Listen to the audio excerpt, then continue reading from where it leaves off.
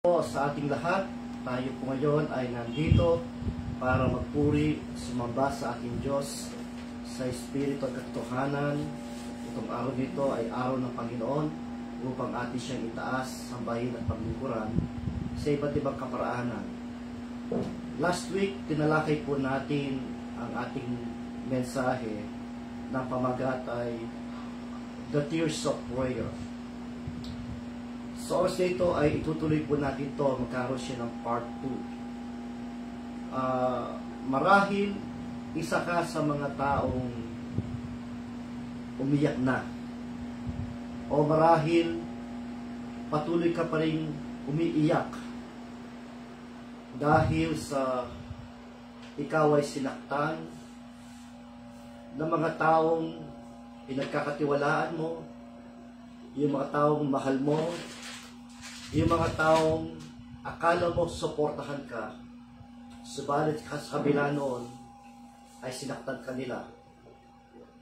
Marahil isa ka rin sa mga taong hanggang ngayon ay hindi mo alam kung paano mo bigyan ng solusyon ang iyong mga problema. At sa kabila noon ay wala kang ibang magawa kundi ang umiyak ng umiyak. Sa oras nito ay itutuloy natin ang mensahe ito na ang tanging layunin ng iyong lingkod ay ang encourage kayo sa pamamagitan ng salita ng Diyos. Sapagkat ang mensahe ito ay hindi lamang para sa inyo, ito ay para sa akin din. Sapagkat ako rin ay meron pong pinagdadaanan na pilit kong nilalabanan at pilit ko pong dinudulog sa Diyos na minsan ay wala akong ibang magawa kundi ang umiyak din ng umiyak. Kapatid, hindi ka nag-iisa. Marami tayo. Maraming mga tao na mayroong pinagdadaanan tulad po ninyong lingkod. Sa totoo lang, meron pong nag-alok sa akin ng isang ministry. Pwede ako mag-pioneer ng church.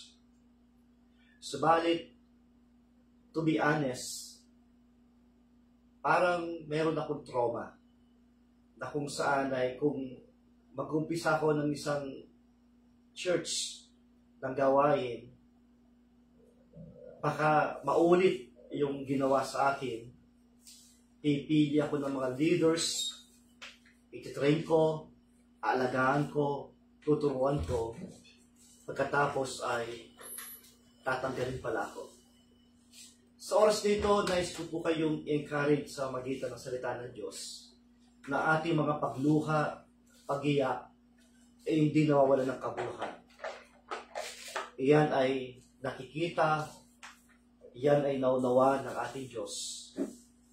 At sa magitan niyan, ng ating pag-iyak, tayo pa ay napapalapit sa puso ng Diyos. Bago natin tubayan ang salita ng Diyos, samahan po ninyo ako sa isang awitin ng pagsamba sa Diyos. Nagawin natin isang panalangin. Ang awitin ito na pamagat, Draw Me Close to You. Awitin po natin ang awitin ito. Praise the Lord. Hallelujah. Glory to God. Daminin natin ang presensya ng Diyos. Kasama natin ang Diyos. Purihin natin siya. Hallelujah. Draw me close to you. Never let me go.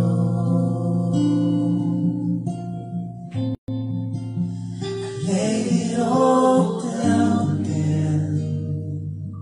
Oh, no. To hear you say that I'm your friend. You are my desire. No one else will do. 'Cause nothing else can take your place. Oh no, no. To feel the warmth of your embrace. Help me find a way, bring me back to you.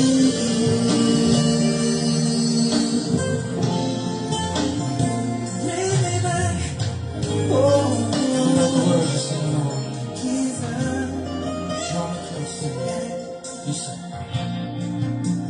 Draw me close to you. Never let me go. Never let me go. I lay it all down. I lay it all down again. Yes, to hear you say that I'm your friend.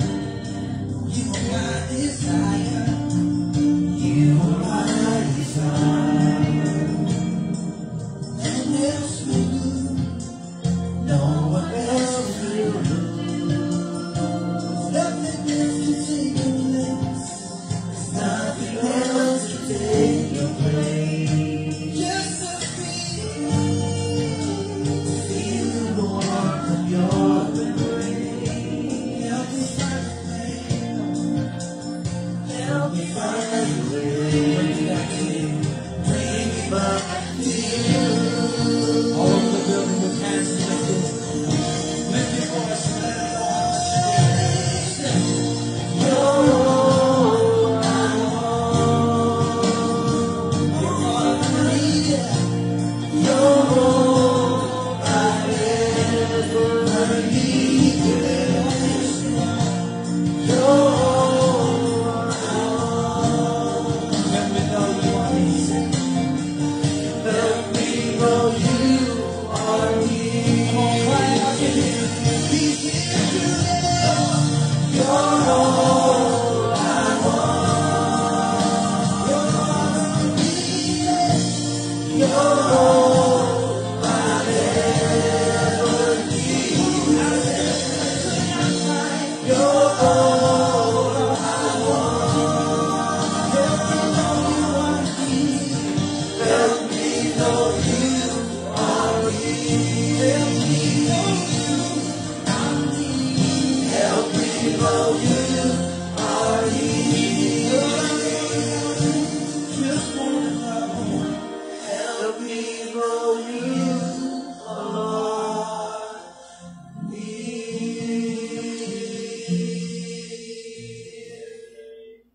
Amen. Tayo po'y manalangin. Tulungan mo kami, aming Diyos Ama, na maging malapit sa iyo at maging malapit ka sa amin. Tanging ikaw lamang ang aming pag-asa.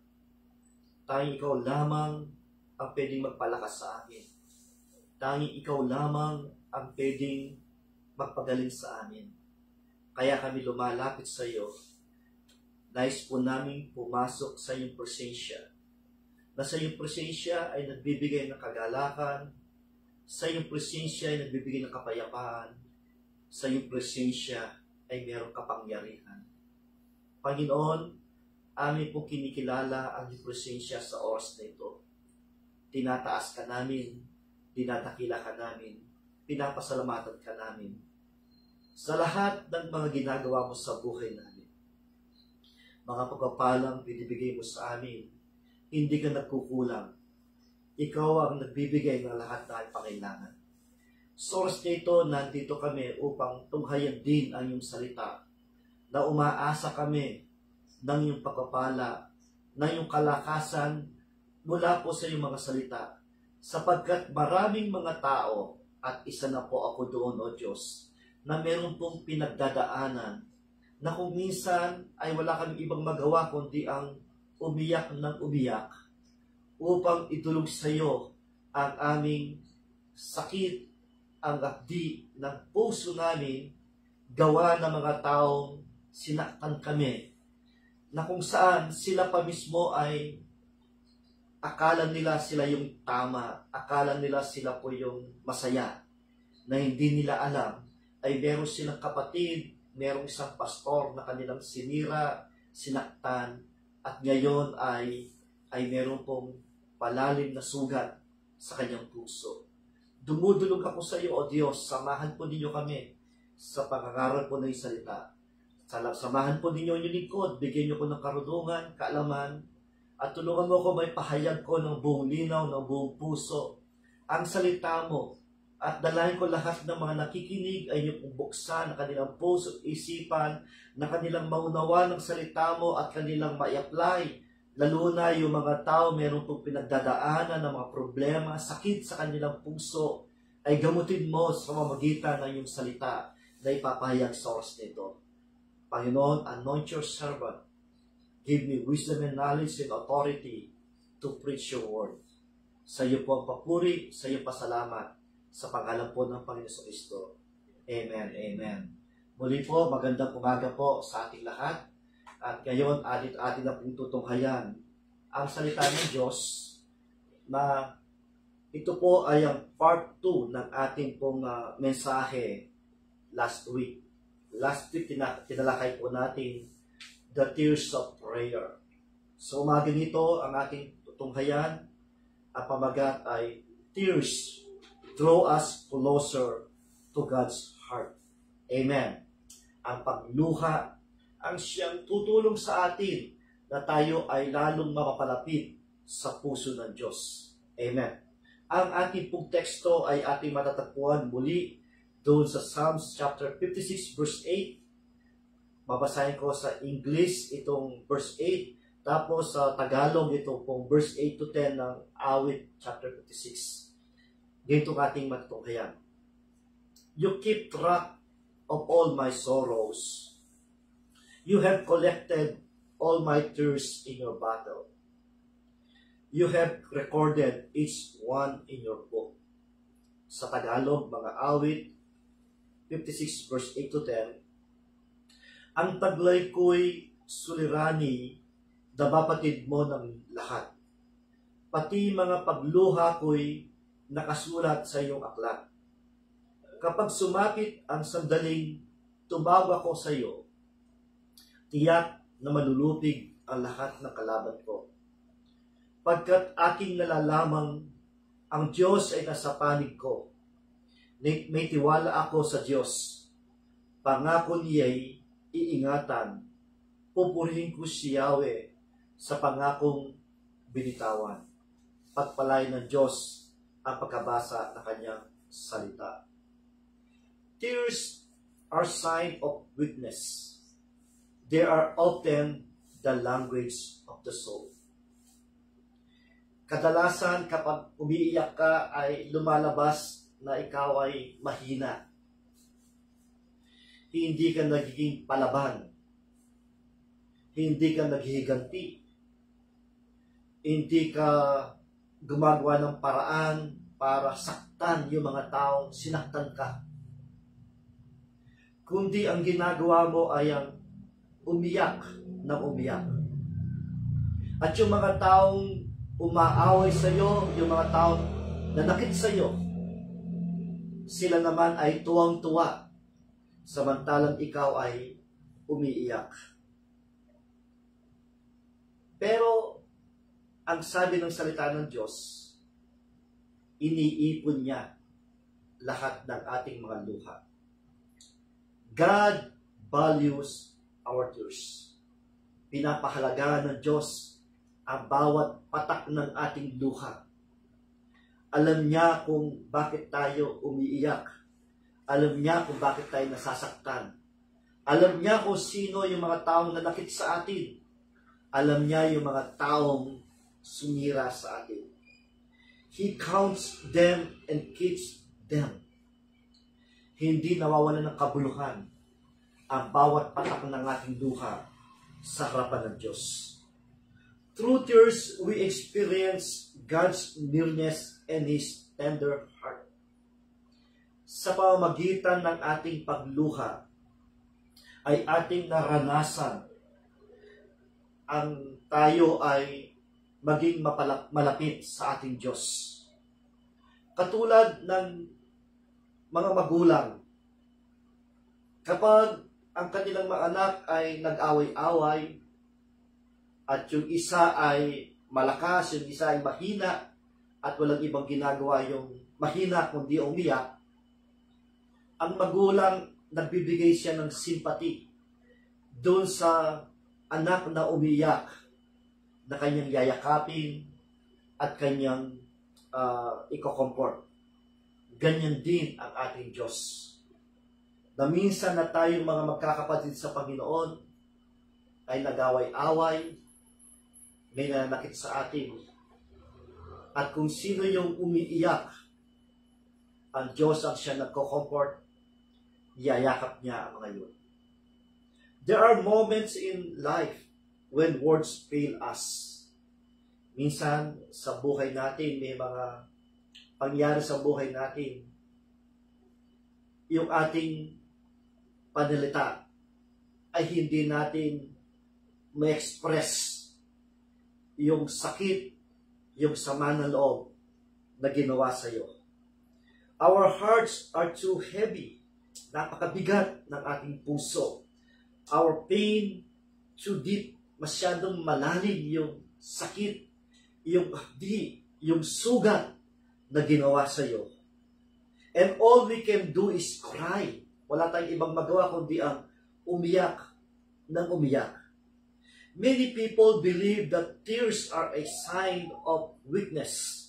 But in the presence of God, they are a form of worship. They are the silent prayers of the soul. Amen. Para po sa iba, kapag yung kanilang kaaway ay umiyak, sila ay masaya at matagumpay.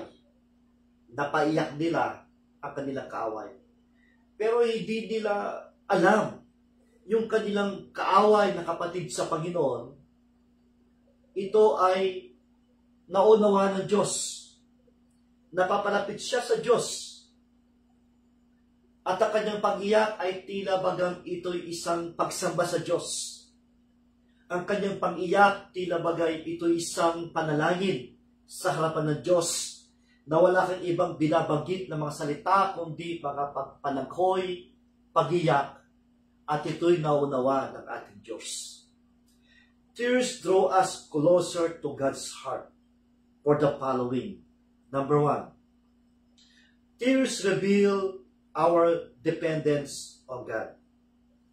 Ang pagluha, ang pag-iyak ay nagpapahayag na tayo ay nagdidepende sa ating Diyos. Ang sabi ng ating teksto sa Psalms chapter 56 verse 8, you keep track all my sorrows. You have collected all my tears in your bottle. You have recorded each one in your book.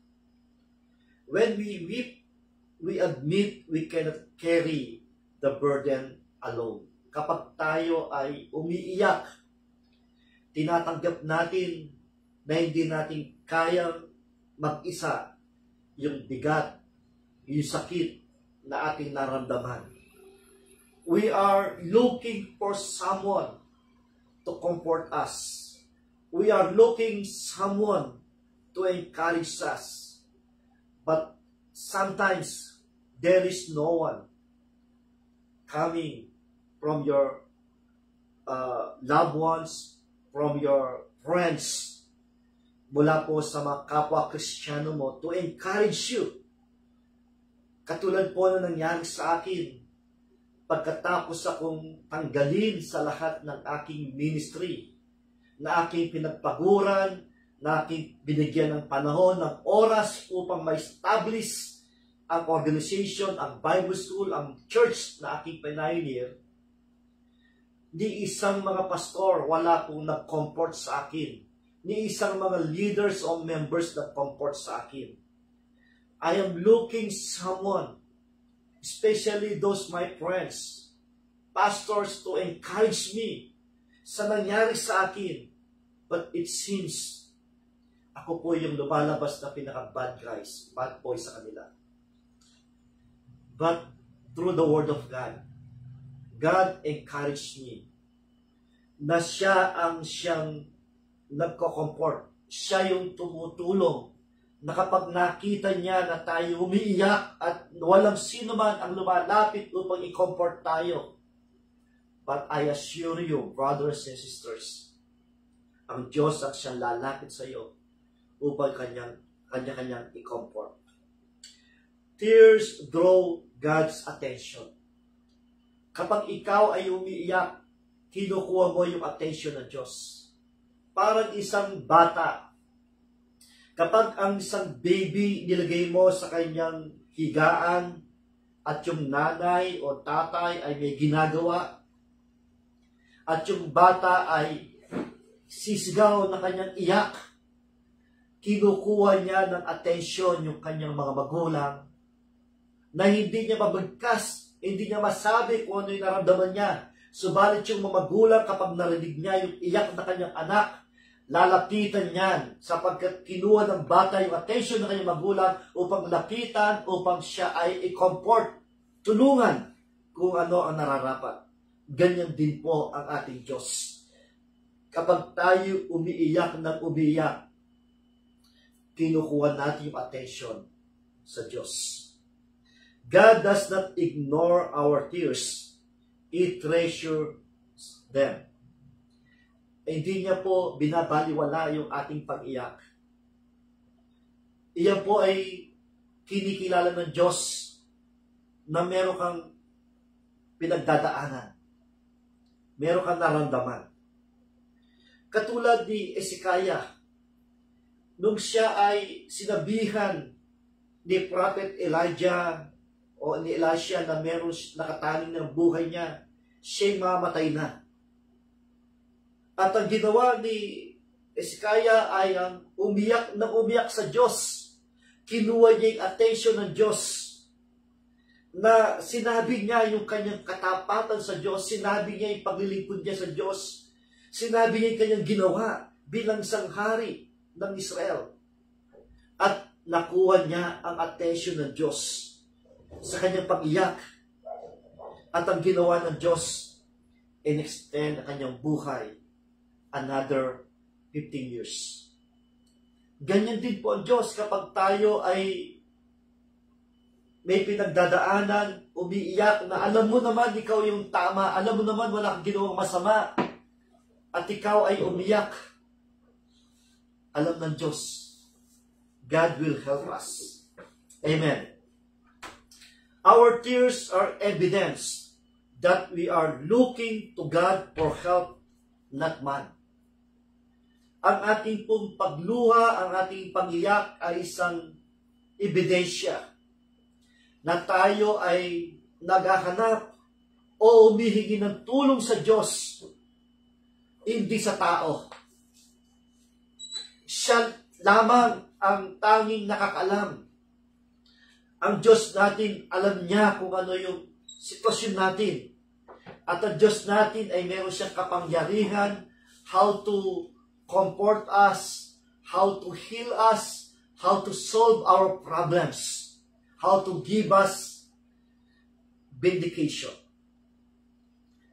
Tears lead us to prayer and surrender.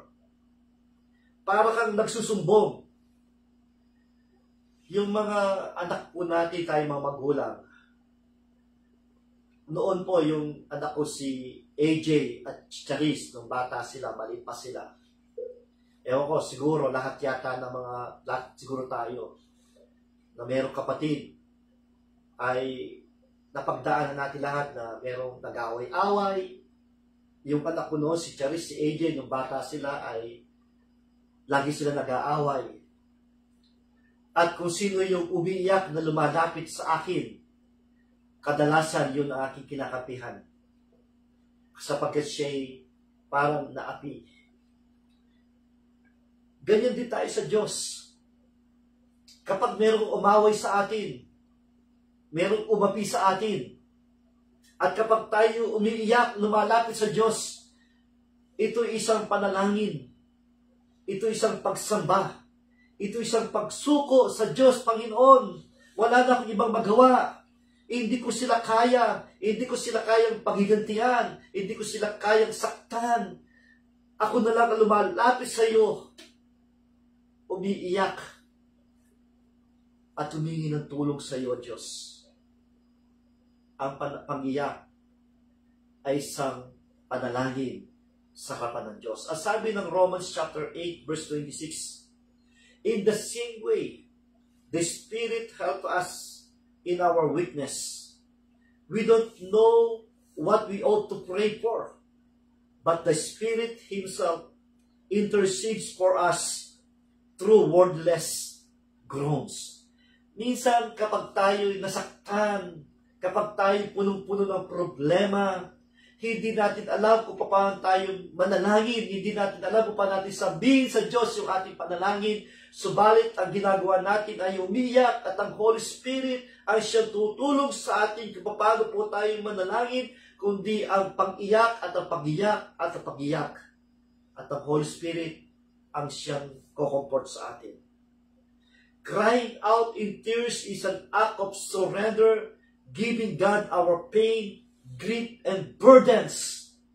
Kapag tayo po'y umiiyak, yung iyak natin ay ang sakit. Ito'y isang pagsuko at pagbibigay natin sa Diyos yung ating naramdaman na sakit, hapdi, yung bigat ng ating problema, yung bigat ng ating suliranin. Ito ay ang pagsuko natin sa Diyos kapag tayo'y umiiyak ng umiiyak. Tears are not sign of weakness but on dependence on God. God sees, cares, and God answers the prayer behind every tear. Nakikita ng Diyos at kaya tayong i-care ng Diyos at kayang sagutin ng Diyos yung ating pagluha. Instead of hiding our tears, let us bring them openly before the Lord. Minsan kasi ayaw nating ipakita sa mga tao na tayo umiiyak. Kasi kapag merong umaway sa iyo at pinapakita mo na ikay umiiyak sa kanilang harapan at nakita, tuwa sila. Ang kanilang tingin, sila'y nanalo. Sila'y naging matagumpay kapag napaiyak nila yung kanilang kaaway. Kapatid, pwede mong itago sa kanila yung pag-iyak mo. Pero, I encourage you. Ipakita mo sa Diyos ang iyong pag-iyak. At ang Diyos ang siyang tutulong sa iyo. Our tears today remind us that we need God. But one day, He will remove them forever. Kapatid, ito yung encouragement natin. Ang ating pag-iyak at pag-iyak sa harapan ng Diyos. Dating araw, tatanggalin ng Diyos ang yung ating mga pag-iyak na yan. Tatanggalin ng Diyos yung pain na yan, yung sakit na yan. Kaya ako po, hindi ako nagmamadali, huwag tayo magmadali. Hintayin natin yung God's timing. Kung kailan niya tayo talagang gagamutin. Huwag natin utusan ng Diyos. Just allow God to do His part. May sariling oras ang Diyos para sa atin. Kaya ako po sa akin naramdaman, merong isang pastor na nag-chat o nagtumawag sa akin, Pastor, you are capable to plant a new church. You have the source of wisdom, knowledge, how to do it. Sabi sa kanya, yes, I can do that, but for the meantime, hindi ko muna gagawin hanggat hindi ako magkaroon ng total healing sa ginawa sa akin.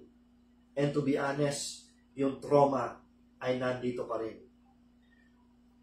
Ihintayin ko yung timing ng Diyos kung kailan ako magsisimula ng isang church. Pangalawang punto natin makikita. Tears open the door to God's comfort. Ang sabi ng Psalm 34 verse 18, the Lord is close to the broken-hearted. Kapag tayo umiiyak, parang binubuksan natin yung pintuan para sa Diyos upang i-comfort tayo. Most of the time, kapag tayo may problema, pupunta tayo sa kwarto. at isasarado ang pintuan. Doon ka iiyak, doon mo ibubuhos ang iyong pagsigaw at pagiyak. Pero hindi mo alam, yung ginawa mo yun, nagpunta sa kwarto, naglakan ng pintuan, pero binubuksan mo ang pinto para sa Diyos to comfort you. Tandaan natin, the Lord is close to the broken-hearted. Ang Diyos ay malapit sa mga broken-hearted. God doesn't waste our tears. He turns them into strength. Kaya minsan after we cry, after natin idulog sa Diyos yung problema natin, and then suddenly, para tayong nagkaroon ng extra strength. Alam niyo po sa counseling, nagtuturo din po ako ng subject ng pastoral counseling. Isa po sa prerequisite ng isang counselor, you must be a good listener kapag mayroong nagpapakounsel sa iyo. At kapag ikaw ay nakikinig at ang kinakounsel mo, sinasabi niya kanyang problema, until sa kanyang pagsabi ng problema, umiyak siya ng umiyak. Sabihin mo sa iyong kinakounsel, sige, iyak mo yan. Sabihin mo yan. Okay lang yan. Huwag mong pipigilan ang kanyang pag-iyak. Kasi, sa totoo lang, through the Word of God, at ayon sa mga professional counselor, it is okay to cry out your problem, to cry out your feelings. Yung pain, kailangan mo iyak yan. Sapagkat nakakatulong yan para ikaw ay lumakas. Nakakatulong yan para maibsan yung stress, yung sama ng loob. Just cry out to the Lord. Through weeping, we feel the embrace of the Father's compassion. Yung pong pag-iyak natin, yung kabag, yung pagmamahal ng Diyos, ay niyayakap tayo ng Diyos. Yung kanyang habag niya, yung kanyang pagmamahal ang siyang yumayakap sa atin. At doon tayo nakukomport at doon tayo lumalakas. Just like a baby, a mother comforts him or her when he cries. Diba na po yung mga magulang, pag umiyak yung anak, titignan ba kung gutom? May kumagat sa kanya? Meron naman ng sakit? Lahat ahanapin ng magulang bakit umiiyak yung anak. Hanggang sa makomfort niya at misa kakantahan niyan, isasayaw yan. Yung minsan nga yung mga tatay ay natututong kumanta dahil sa kanilang mga baby. Yung mga tatay minsan natututong sumayaw dahil sa kanilang mga baby. Paano nila i-comfort yung kanilang umiyak na baby. Tears draw us near to God's presence. Sabi ng Matthew chapter 5 verse 4, blessed are those who mourn, for they will be comforted. Amen. Mapalad daw yung mga umiiyak at sila makakatanggap ng comfort mula sa Diyos. Amen. Alam nyo, there's a lot of way how to enter to the presence of God. At ang alam po natin, ang very common to enter to the presence of God is through prayer and worship. But you know, brothers and sisters, if you want to enter to God's presence, if you want to experience God's comfort, you can cry out to the Lord. Lahat ng pain, naramdaman mo. At ang Diyos ang siyang lalapit sa iyo, yayakap sa iyo, at magbigay ng comfort. The blessing is not in the mourning itself, but in the comfort that follows. Yung pong blessing ng pag-iyak natin ay nandun po sa comfort ng Diyos. God doesn't turn away from our tears. He draws closer. Ang sabi ng Psalm 34 verse 18, the Lord is close to the broken-hearted and saves those who are crushed in spirit. Amen. Yan ang ating pag-iyak ay napapalapit tayo sa Diyos. When you feel like hiding your tears from people, remember that tears are an invitation for God to enter your pain. Cry before Him in prayer. Your tears are a language heaven understand. Alam nyo, yung pag-iyak natin ay wala kang maunawa na words. Yung pag-iyak, pagluha, ay wala siyang human language to understand kung ano yung meaning ng luha at pag-iyak. But you know what, brother and sisters? Yung pagluha natin ay isang salita mula sa langit. At ito'y kanilang naunawa ng Diyos. Don't be ashamed of your tears. Bring them to God. Huwag kang mahiya lumapit sa Diyos ang umiyak. That's okay. Let your tears become prayers and that unlock His peace. Hayaan natin yung pag-iyak natin, gawin natin panalangin at yung pag-iyak natin nagbibigay sa atin ng kapayapaan. Trust that God who counts every tear will one day will wipe out them all away. Ay yung ating pag-iyak ay ito'y ipagkatiwala natin sa Diyos. Dating araw, pupunasan ng Diyos yung ating pag-iyak. Our tears may fall to the ground, but they land in the hands of God, who loves us, cares us, and promises eternal comfort. Yung pag-iyak natin, yung luha, pumapatak sa lupa, kung saan man. But in reality, pumapatak yan sa kamay ng Diyos. Sabi nga ng text natin, inilagay ng Diyos sa battle, sa lalagyan, yung bawat luha natin. Amen. Pangatlong punto natin, tears align us with God's heart. Ina-align ng Diyos ang puso natin. Sabi ng teksto natin, you keep track of all my sorrows. You have collected all my tears in your bottle. You have recorded each one in your book. Alam nyo, sometimes we need to align our spiritual life. Sometimes we need to align our life. At yung ating pag-iyak, that is the opportunity for God to align our heart doon sa puso ng Diyos. Our tears connect us to the heart of Christ who shares in our pain. Naunawa ng Panginoon Yesus sapagkat siya mismo yung ating naramdaman na sakit na mayroong umapi, may umaway, may nakit sa atin, naramdaman niya ng ating Panginoon. Could you imagine ang ating Panginoon? Siya ay nagpakain ng maraming tao, may 5,000. Ang ating Panginoon ay gumawa ng himala sa mga tao. Ang Panginoon Yesus ay nagpagaling.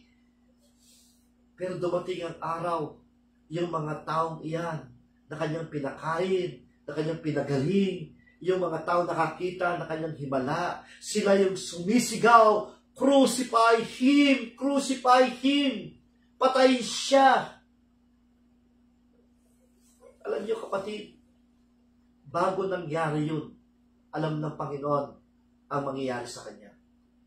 Kaya bago mangyari yun, pumunta siya sa Garden of Gethsemane para manalangin na kanyang luha, ang kanyang pawis ay pumatak na parang isang dugo. At ang kanyang panalangin ay sinasabi, kung pwedeng tanggalin mo ang saro na paghihirap na ito, alam niya yung sakit, yung gagawin sa kanya. Pero ang sabi niya, let not my will but your will be done. Kapatid, nauunawaan tayo ng Diyos sapagkat pinagdaanan niya ng ating Panginoon. Ito yung nagbibigay sa akin ng encouragement. Kung may mga Kristiyano, may mga pastor, may mga leaders akong tinrain, na sila mismo ay tinanggal ako sa aking ministry. Wala naman akong ginawang masama sa kanila. Wala akong ginawang immoral. Wala akong ginawang pagdispalpo ng pera. Wala akong binagong masamang doktrina. I do my part as a pastor to give my time, to give my knowledge, how to establish the organization, how to establish the Bible school, how to establish the church. Nag-research ako, nag-aral ako, para gawin lahat na yun with the help of the Holy Spirit. And then suddenly, nagkaisa sila para tanggalin ako sa lahat ng yan. How painful. Kung gaano kasakit. I don't know kung naunawaan nila itong sakit na ginawa nila sa akin. Sana maunawaan nila. Sana maramdaman nila yung sakit na ginawa sa akin ng mga taong ito. Sana marinig nila ang mensahe ito. At makita nila kung gaano kasakit ang ginawa sa akin. Pero alam nyo, ang nagko-comfort sa akin ng Panginoon Jesus. Sapagkat siya mismo, ginawa din niya ang kanyang the best. Minahal niya yung ministry. Minahal niya yung mga tao. Pinakain niya yung mga tao. Pinagaling yung mga tao. Ginawa niya ng himala yung mga tao. Pero sila mismo ang nanakit na kanyang damdamin. Sila mismo ang nagkanulo sa kanya. Yung kanyang mga alagad niya, iniwan sila lahat. Out of 12 disciples, isa lang disciple na iwan sa lalim ng krus. Si John the Beloved lang ang naiwan sa lalim ng krus. Yung mismo kanyang piniling leader na kanyang disciple, si Peter, siya'y dininay ng 3 beses.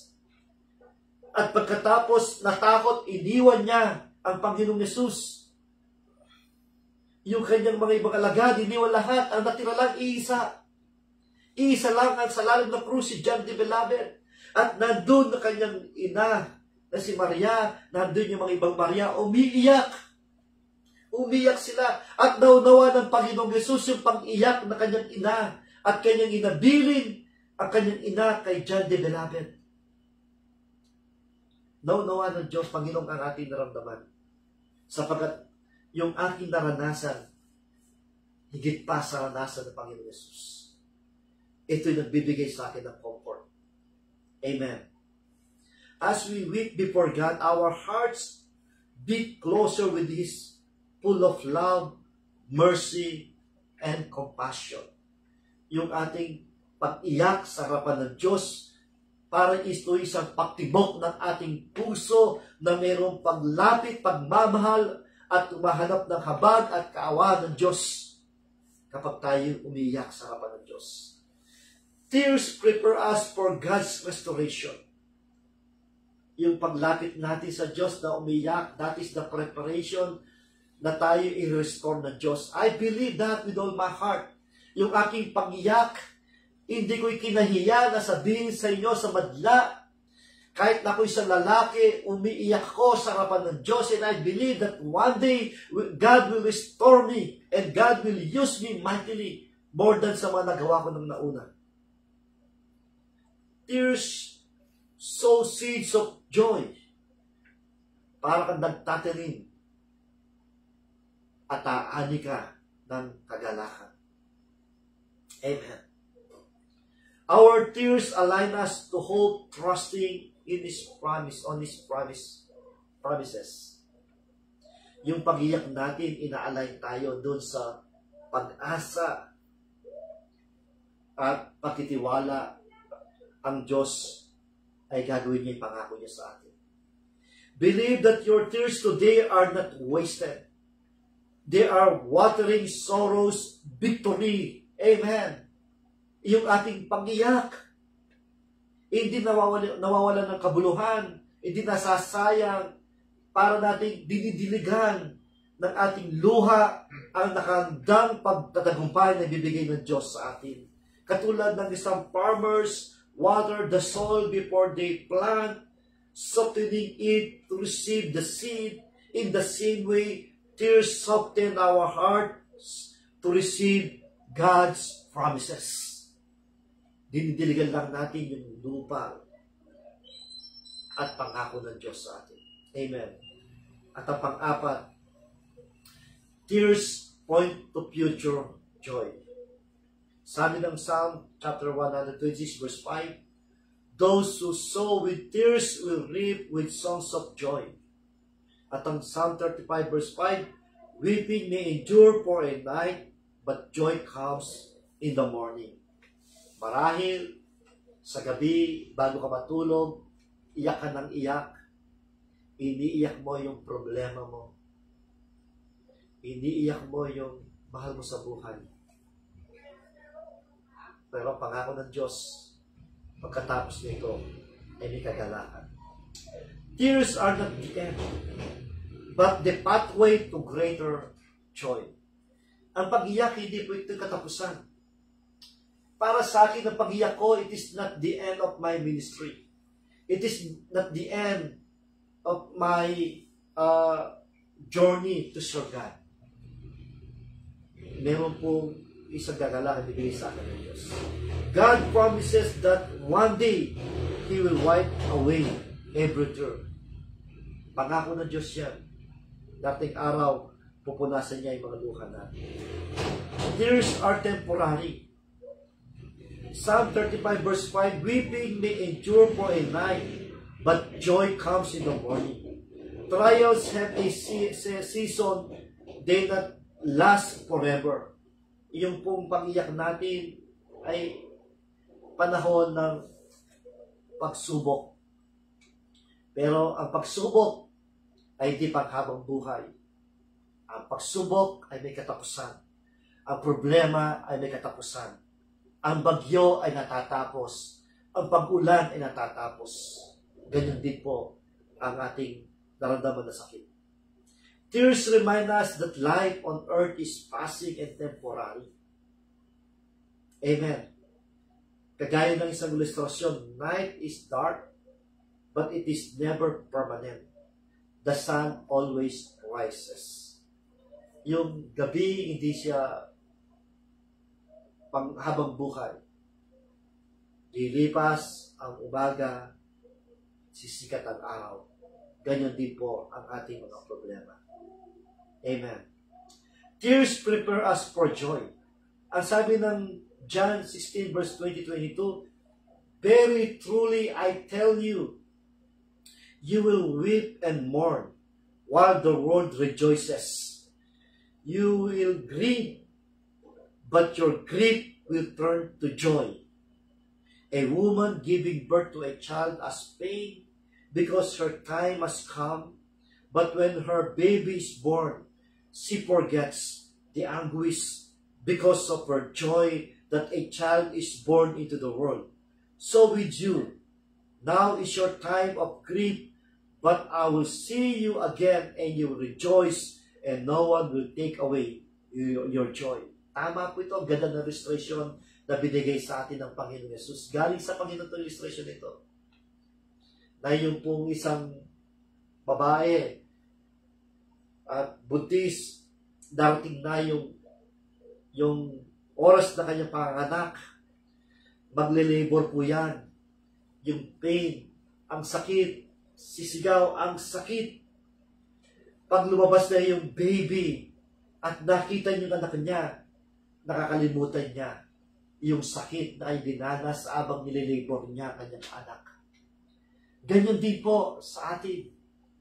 Yung ating pag-iyak, yung sakit, kapag nakita na natin yung pangako ng Diyos, kapag binigyan ng Diyos solution ang ating mga problema, binigyan tayo ng kasagutan ng Diyos sa ating panalangin, and then yung pain, makalimutan na po natin, and then bibigyan tayo ng kagalakan ng Diyos. Amen. Amen.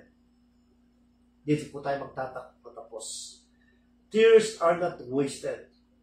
They are sacred before God. Yung ating pag-iyak ay hindi nawawalan ng kabuluhan.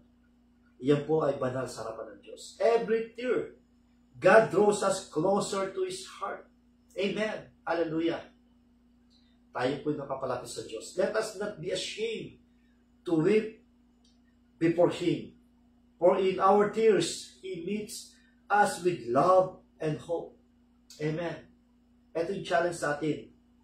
Don't be ashamed of your tears. Bring them before God in prayer. Let Him turn your mourning into dancing, your sorrow into strength. Ito po yung ating pinaka-outline natin. Tears draw us closer to God's heart. Number 1, tears reveal our dependence on God. Number 2, tears open the door to God's comfort. Number 3, tears align us with God's heart. Number 4, tears point to future joy. Naway tayo po ay na-encourage sa mensahe ito. Naway tayo po ay napalakas sa mensahe ito. Naway nagbigay ito ng kapayapaan sa atin. Magtiwala tayo sa Diyos. Maniwala tayo sa Diyos. Ang Diyos ang tutulong sa atin sa lahat ng problema natin, sa lahat ng sakit na ating naramdaman. Ang Diyos ang magpapagaling sa atin, ang Diyos ang maghihilom ng ating sugat. Mahal tayo ng Diyos. Mahal ka ng Diyos, kapatid. Dahil sa Kanyang tulungan. Amen. Tayo po ay dadako ngayon sa panalangin. Sino man po sa inyo ang nanonood sa mensahe ito, gamitin mo yung panampalataya. Sama-sama tayong lumapit sa ating Diyos. Amen. Lumalapit kami sa iyo, aming Diyos Ama. Wala kaming pwedeng itago.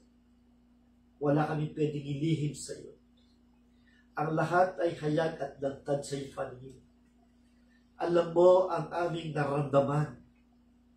Alam mo yung mga pain sa puso namin. Alam mo ang ginawa sa amin. Alam mo ang ginawa nila sa akin. Alam mo ang ginawa ko. Alam mo sitwasyon ko ngayon. Alam mo sitwasyon ng bawat isa. Alam po ninyo yung pain namin, yung sakit, ginawa ng mga tao. Tangi ikaw lamang ang pwede mag-comfort sa amin. Tangi ikaw lamang ang pwede magpalakas sa amin. Tangi ikaw lamang ang pwede maghilom ng sugat namin. Tangi ikaw lamang ang pwede pong magbigay sa amin ng tagumpay. Panginoon, dinudulog ko ang mga problema namin. Bigyan mo ng solusyon ang mga problema namin.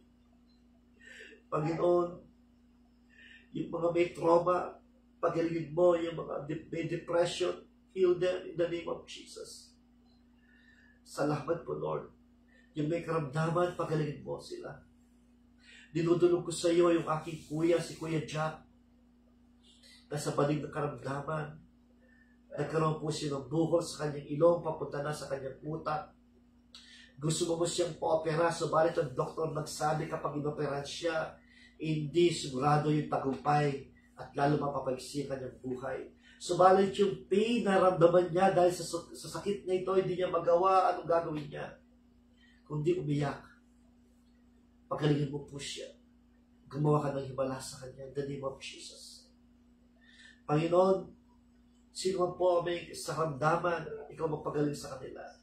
Yung aking mga kapatid na may problema, ikaw magpagaling sa kanila. Ikaw mag-provide na kanilang pangailangan.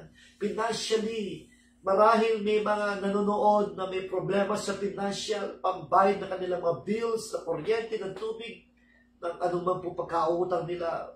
Lord, open your windows and pour out your blessing to them in the name of Jesus. In your own way, give their needs, oh Father God, in the name of Jesus. Salamat po, Panginoon, sa tagunan po ng may panalangin. Bless my family. Bless niyo po ang inyong lingkod. Ang pangailangan po ng lingkod, ng aking pamilya. Kami po yung maasa sa iyo. You will provide our needs. Maraming salamat po. To God be all the glory, honor, and praise. In Jesus' name we pray. Amen. Salamat po sa mga nanonood. Salamat po sa inyo lahat. Patuloy po tayong sa pagsama sa Diyos. Sino po ang nais gustong tumulong sa gawain ito, pwede po kayong magpadala ng inyong offering, ng inyong donation sa magitan po ng GCash na ilalagay ko sa aking pong Facebook. Maraming salamat po. Muli, magandang umaga sa inyo. God bless you po. God bless you.